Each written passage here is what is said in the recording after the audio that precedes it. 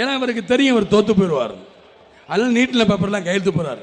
யாரு உனக்கு ஃப்ரீ வச்சுக்க, உனக்கு சம்பளமாக வச்சுக்க. யார் நீ என்ன எலக்ட்ரிசிட்டி படம் உனக்கு ஃப்ரீ சம்பளமாக கூட வச்சுக்க. நீ யார் போனஸா உனக்கு வச்சுக்க 7000 ரூபா.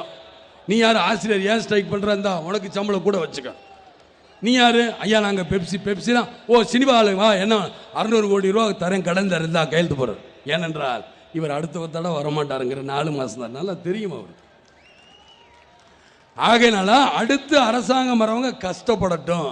அப்பதானே இவர் சொல்லுவார் நான் அப்பவே எல்லாத்துக்கும் ஓகே பண்ணேன், இவங்களால முடியல பாருங்க. ஆக இவர் இப்படித்தான் பொய் சொல்லுவார். அதே மாதிரி தான் சொல்லுவார், ஏழைகள் காப்பாற்ற இந்த கலைஞர் இருக்காருன்னு சொல்லுவார். நான் சொல்றேன் இவர் ஆட்சிக்கு வந்தோன்னா கிட்டத்தட்ட டாஸ்மார்க் இந்த குடி இதுல 7000 கோடி வந்தது மக்கள். எவ்வளவு வந்தது?